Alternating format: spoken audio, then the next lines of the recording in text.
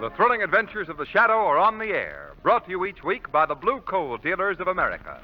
These dramatizations are designed to demonstrate forcibly to old and young alike that crime does not pay. Before the Shadow begins today's adventure, here's a suggestion to householders. If you haven't been satisfied with the kind of heat and home comfort you've been getting this winter, now's the time to try a ton of Blue Coal. Yes, there are still plenty of chilly days and cool nights ahead. So now is your chance to see how steadily and evenly Blue Coal burns, how healthful and comfortable it keeps your home during this changeable weather. Order a supply of Blue Coal from your neighborhood dealer tomorrow.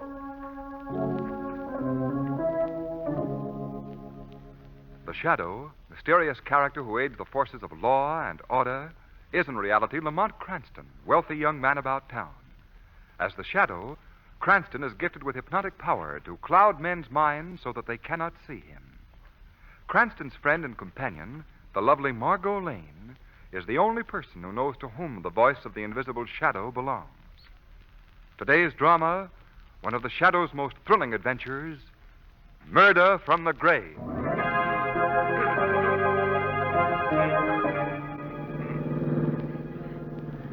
That's him there. Walking towards the corner. Yeah. Pull in closer to the curb. Okay. Wait till we're right beside him, see? Yeah, I know. All right. Let him have it.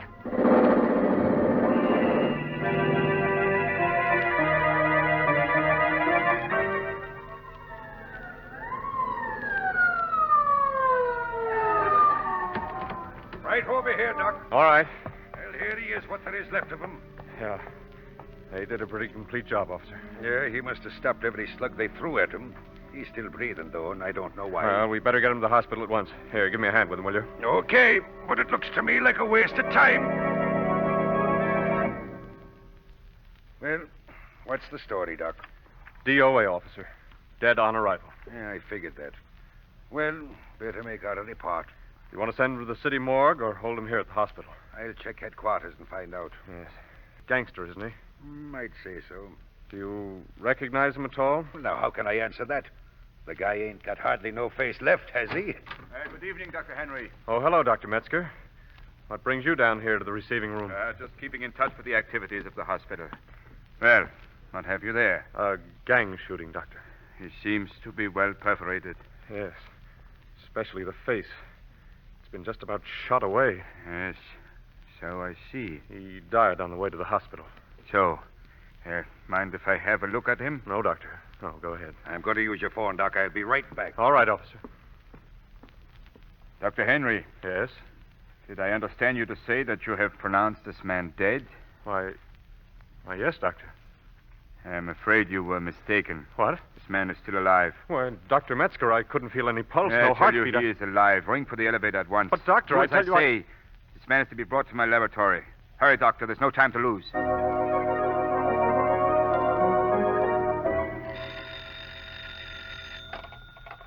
Dr. Henry speaking. Hello, this is Dr. Metzger. Oh, yes, Doctor. That patient, man who was brought to my laboratory, is alive and can be saved. Why, that's unbelievable, Doctor. Nevertheless, it is true. But what about his face? His face has been shot away, Doctor. I intend to give him a new face. Now, listen to me, Dr. Henry. I want a general order given to all in the hospital that I am not to be disturbed for the next 6 weeks. Yes, sir. All of my meals and any surgical instruments or supplies that I might need are to be left outside of my door for that period. You understand? Yes, Dr. Metzger. If these orders are carried out, I can tell you now, Henry, that in 6 weeks' time, I will bring forth a man who is whole again.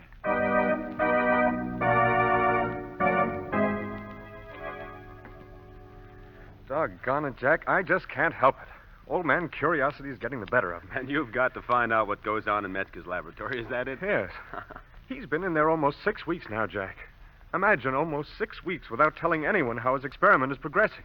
Say, does anyone even know if the patient is still alive? Yes, we do know that much. Metzger sent word to that effect to Doc Hawkins yesterday. Look, Sherlock, how do you plan to get into the laboratory? Well, when Metzger opens the door for this tray of food, I'll just walk in with him, that's all. Good luck. Yes, I'll need it. Knock on the door for me, will you? Sure. Who is there? Your food tray, Dr. Metzger. Oh, thank you. Where do you want me to put... One moment. You believe the tray with me, Dr. Henry. Well, I was just going to You put... were just going to try to gain entrance to my laboratory. I'm aware of your intense curiosity, Henry. A curiosity that is shared by everyone else in this hospital. Well, you can tell them all for me that my experiment is nearing completion. Very well, Doctor. If they wish, they may come here to my laboratory tomorrow at noon. And I shall reveal to them my finished product. I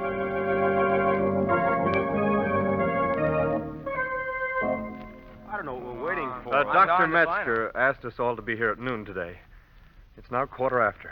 I, for one, see no reason for waiting around any longer. You're right, Henry. Well, what'll we do? Well, we'll let him know we're here. Dr. Metzger. Dr. Metzger. Why doesn't he answer? Well, there's only one way to find that out, and that's by trying to get in. The door isn't locked. I'll go look for him. Dr. Metzger. Dr. Metzger. He must be in there. He's not out here. Lord, come here, all of you. What is it? Look, there on the floor. Oh, holy. It's Metzger. He's dead. Yes, and it looks like murder. His face has been slashed. Look, here on the floor. A broken mirror. Where's the patient, the man he was working on? There was no one else in this room when I came in. Well, then he's gone. Yes, but not before he murdered Dr. Metzger.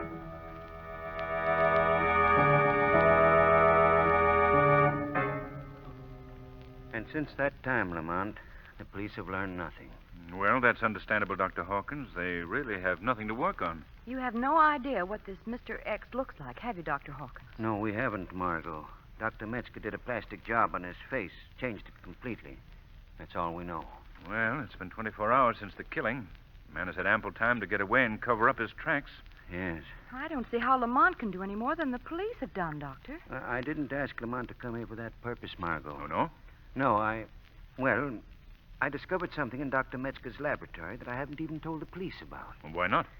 Because it's something too fantastic for them to believe. Oh, what is it, Doctor? Metzger's personal notebook, in which he recorded the progress of his experiment. I have it right here. Well, what does this notebook contain? Well, the first entry was written the night the patient arrived in the hospital. Dr. Metzger wrote in the notebook at that time.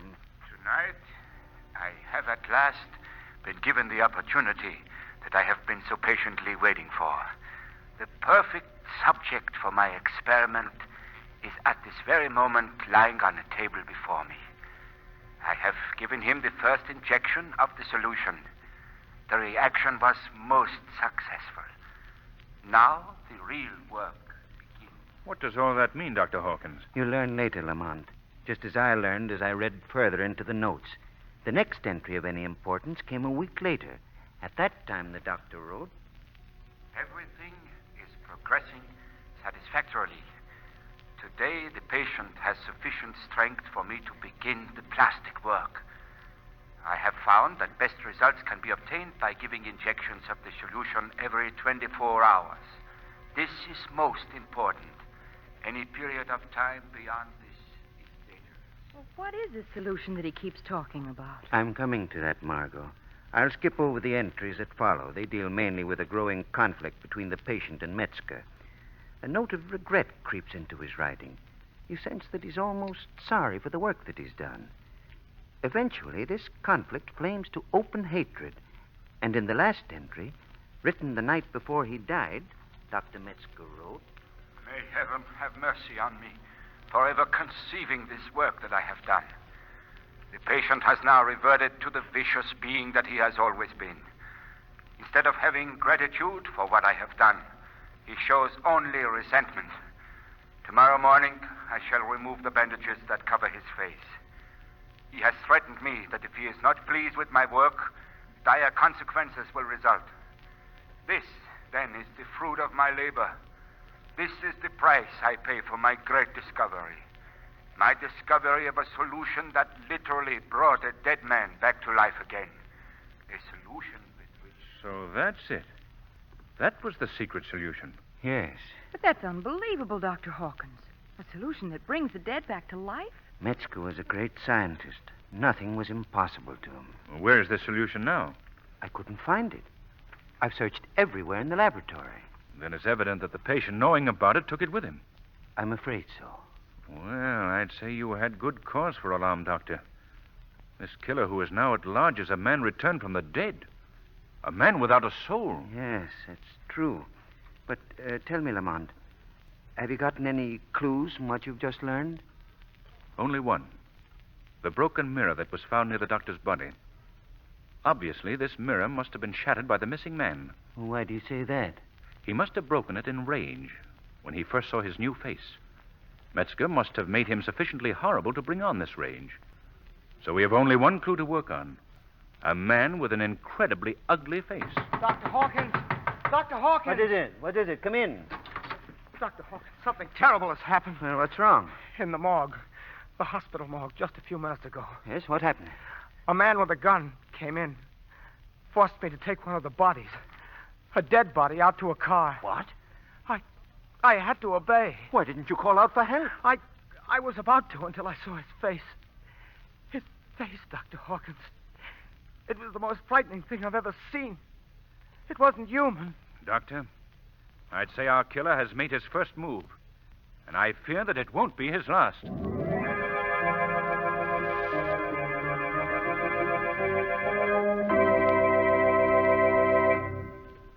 While we're waiting for the curtain to rise in Act 2 of Murder from the Grave, I want to ask you something. When the summer months come, what are you going to do for a supply of hot water? Will you be able to have all the hot water you want, when you want it? And will it be available at a cost within your budget? This is an important problem in many homes. That's why today, the Blue Coal Dealers of America are offering the latest in low-cost hot water heating equipment. They've given you the Blue Coal Automatic Heat Regulator. They've given you the John Barclay Home Heating Service. And now, in 1941, the same Blue Coal dealers bring you the equipment that provides all the low-cost hot water you want. Yes, the new Blue Coal Deluxe Water Heater that works automatically gives you more clean hot water than you can use. Think of it. Now, at last, you can have an abundant supply of clean hot water heated to just the right temperature and whenever you want it, all summer long. Phone your neighborhood dealer tomorrow and ask him about this new Blue Coal Deluxe Water Heater. Remember, it will pay for itself in savings over the usual cost of summer hot water. And remember, too, when it comes to keeping your home warm and comfortable, there's no other fuel like Blue Coal. Give your dealer a call in the morning. His name is listed in the Where to Buy It section of your classified telephone directory under the words Blue Coal. Now, Act 2 of Murder from the Grave.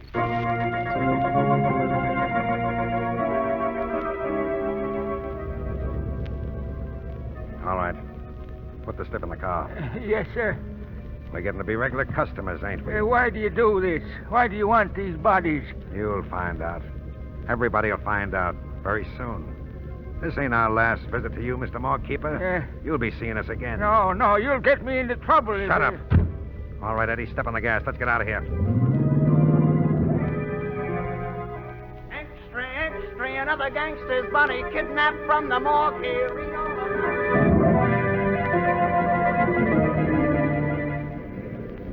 That particular pendant will cost you $2,000. Oh, I There see. we are. All of you. This is a stick-up. What do you want with us? We can't get away with this. No, just watch us. Grab them rings, Eddie. Right. Phil, take that tray of bracelets. Okay. That's all we need here.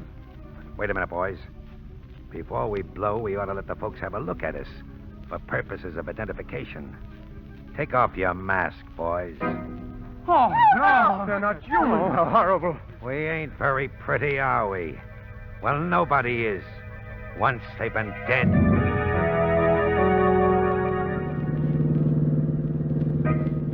Look, only 3 guards for a payroll over $100,000. Cut them off, Eddie. Squeeze them into the curb. Right. Good work. Come on, boys. What do you guys think you're trying to do? You'll find out soon enough, Buster. You men, stand where you are. We've got a Tommy gun here. Go ahead and use it, brother. Go ahead. All right. You asked for it. Look! The bullets don't have any effect on them. They're still coming toward the armored car. Don't you know better than to shoot at a mob that's already been dead? Let them have it, boys.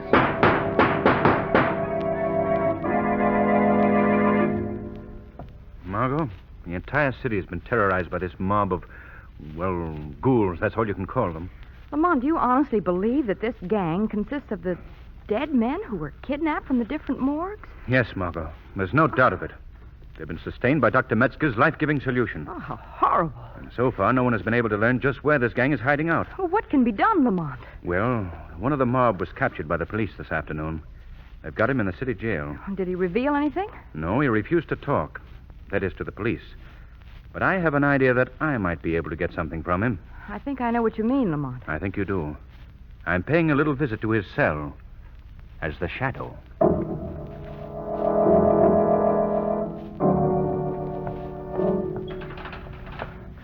Why don't they come for me? They know the cops have got me. Why don't they come? What was that? So, your friends have deserted you, eh? Who's talking to me? I must be getting stir crazy. I don't see nobody. You're not stir crazy. I've merely made myself invisible to you. You made yourself Oh, I get it. The Shadow's paying me a visit. That's quite correct. What are you doing here? I've come to talk to you, to learn something about you and your companions. Save your talk. I ain't saying nothing. I know the horrible secret that you and your gang possess. The power that you have to bring life to the bodies of those already dead. How'd you learn?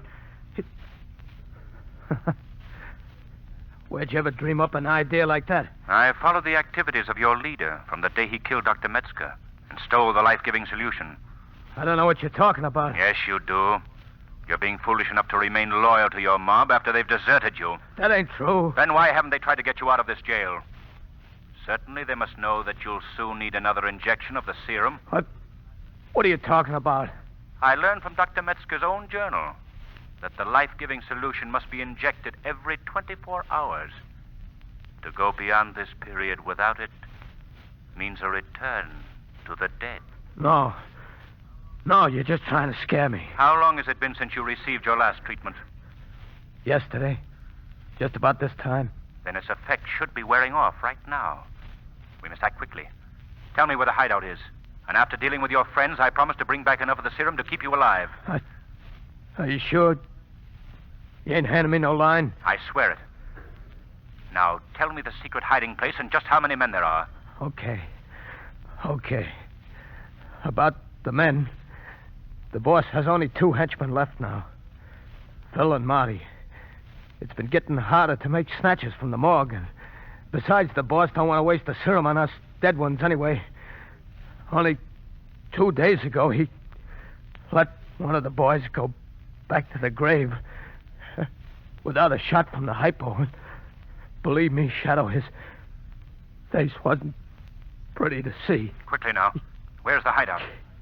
The hideout? Well, it's... Hey, what's happening to me? I got a funny feeling in my head. Quickly, men, quickly. Like buzzing. Tell me where the hideout is. It's... How much better for them to have left you untouched after death had claimed you the first time.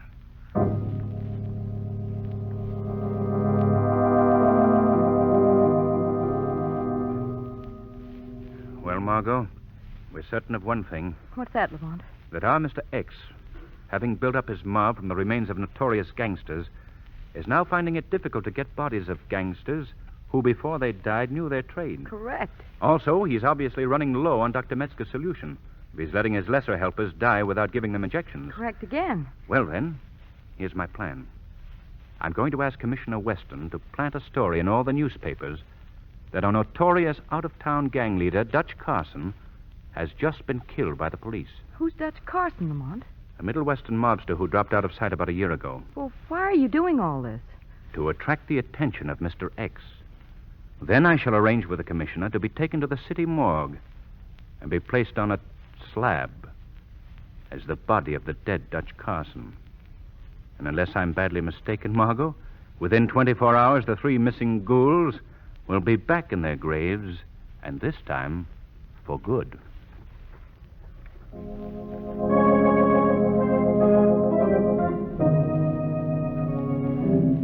You ready to stretch out on the slab, Mr. Cranston? All right, Tom. You know, you're the first live stiff I ever had in here. Well, I hope I remain that way. Yeah. And will you cover me over with a sheet, please? Yeah, sure. Hey, what's going to happen when these fellas find out you ain't a dead one, much less the missing Dutch Carson? Well, now, Tom, Huh? that's something I'd rather worry about when it happens, if you don't mind. Yeah, well, I'm here to tell you I wouldn't touch your job. Quiet. Huh? I hear footsteps outside the door. Yeah, somebody's there. Who are you? Take a look at me, Pop. That ought to answer your question. You come again, huh? Yeah, I told you I'd be paying you another visit. Well, what do you want? I want the body of Dutch Carson. I got a little job he's going to do for me.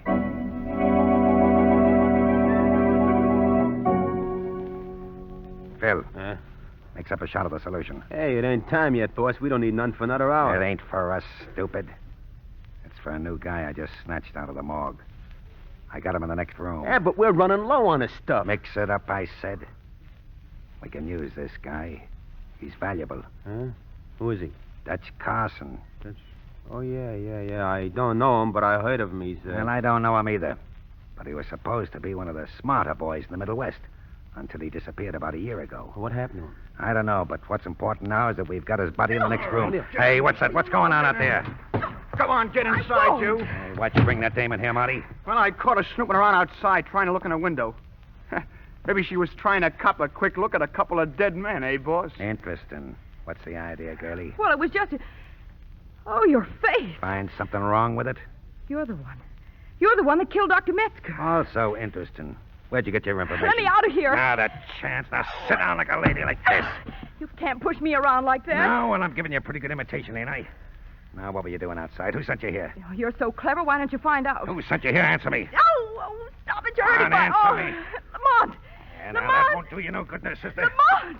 Where is he? What have you done with him? I ask you a question. Wait a minute. Done with who? Who are you talking about? You brought him here. What have you done with him? Hey, she must mean the stiff inside. Now, what is this? Who'd you bring here, boss? The body of Dutch Carson. Why? Dutch Carson. Yeah, I snatched him from the morgue.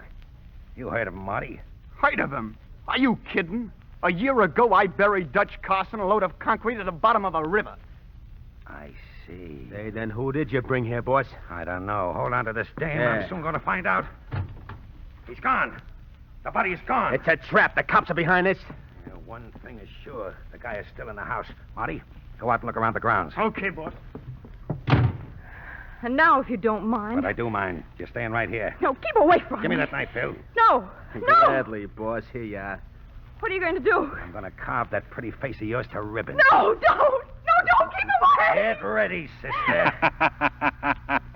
Who laughed? Not quite so fast, Mr. X. Hey, what's happening? You're not touching that girl. Hey, who done that?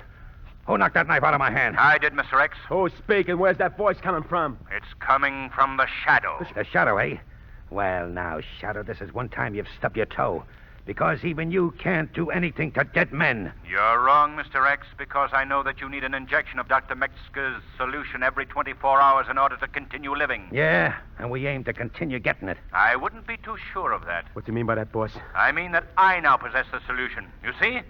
Look, the bottle hanging there in midair. He's got the solution. Give me that bottle, Shadow. Oh, no. This is my hold on you, gentlemen.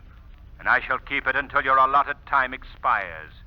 I shall watch you return to the dead again. Get it away from him, boss, quick. I'll get it all right. We may not be able to see you, Shadow, but we can see the bottle. Boss, put that gun away. That ain't the way to do it. Oh, no. Oh, now you done it. You hit the wrong target, Mr. X. Oh, you broke it, boss. You broke the bottle. It spilled all over the floor. I didn't mean to hit the bottle. I wanted to plug him. The cops. You'd better give up, Mr. X. No, we ain't giving up. We still got another hour to live, Shadow. And a lot can be done in that time. We're going to rip this town wide open just for luck. Wait. You're staying here. Yeah, try and stop us. Margot, they've got an hour to spread the greatest terror this city has ever seen. I've got to stop them.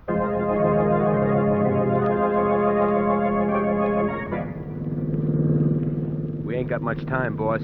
Looking back, Marty's gone already. Yeah, I know, Phil. Will we look as bad as that when we return to the dead? We'll never know. Besides, right now, we got a little fun ahead of us. Now, when we get to town, shoot and keep shooting at anybody who gets in our way. They're going to remember us when we get done, Phil. Okay, boss. Hey, watch your driving. This is a narrow bridge. You know, it's something's pulling the wheel. What? I can't straighten it out. You'll never straighten it out, Mr. X. Shadow. How did he get here? I've been with you since you left your hideout, gentlemen. Hey, let go of the wheel, Shadow. So that you can carry on your campaign of ruthless killing? Oh, no. Hey, he's trying to steer us into the river. Where is he? He must be on the running board. Hey, let go, Shadow. Don't be a fool, Shadow. If we drown, you'll drown too. That's not as important as the lives of the innocent people you're planning to kill. Hey, Phil, I can't hold the wheel much longer. Stop the car! Stop the car! Too late. It's too late.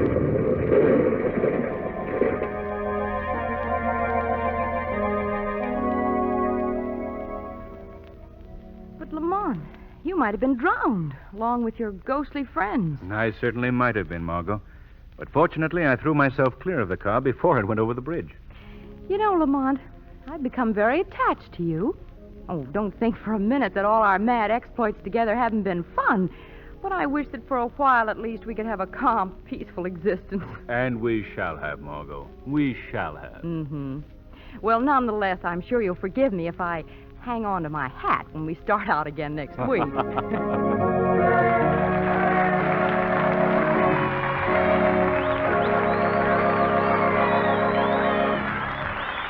In just a moment, the Shadow will tell you how a real-life criminal met his doom.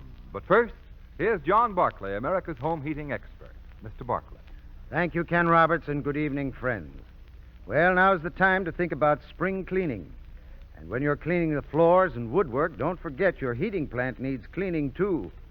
Take advantage of the John Barclay Blue Seal Summer Furnace Conditioning Service offered by the Blue Coal Dealers of America. This service is an exclusive Blue Coal Dealer feature. It's an all-out, all-over electric vacuum cleaning and inspection that gives you 10 jobs for the price of one. Here's what you get. First, all soot and dirt is completely removed from the inside of your furnace. Then, all leaks around the joints and doors are sealed. Gauges are checked and cleaned, dampers inspected and adjusted, and boilers drained and refilled if necessary. In short, all vital parts are checked and rechecked and put in tip-top working order. Plan now to have a John Barclay Blue Seal summer conditioning job done on your furnace this summer. A clean furnace will cut your heating costs, and you'll enjoy quick, comfortable heat all next winter. For further details, just phone your neighborhood Blue Coal dealer tomorrow. I thank you.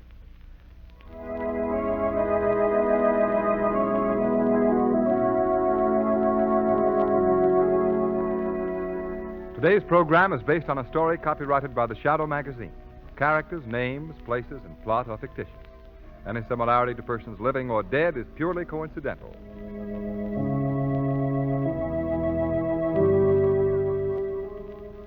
And now, fresh from the records of the New York General Sessions Court, we bring you conclusive proof that crime does not pay. New York City, December 13th, 1940. Stephen Fleming passes bad check in business deal. Crime, grand larceny in the second degree. New York City, April 1st, 1941. Stephen Fleming sentenced to serve 15 years to life in state's prison. The weed of crime bears bitter fruit. Crime does not pay. The Shadow knows. Next week, same time, same station, the Blue Coal Dealers of America bring you an adventure in which the Shadow risks life and limb in a daring battle against the forces of evil. So be sure to listen, and be sure to phone your friendly Blue Coal dealer for greater heating comfort at less cost. This is Ken Roberts saying, keep the home fires burning with Blue Coal.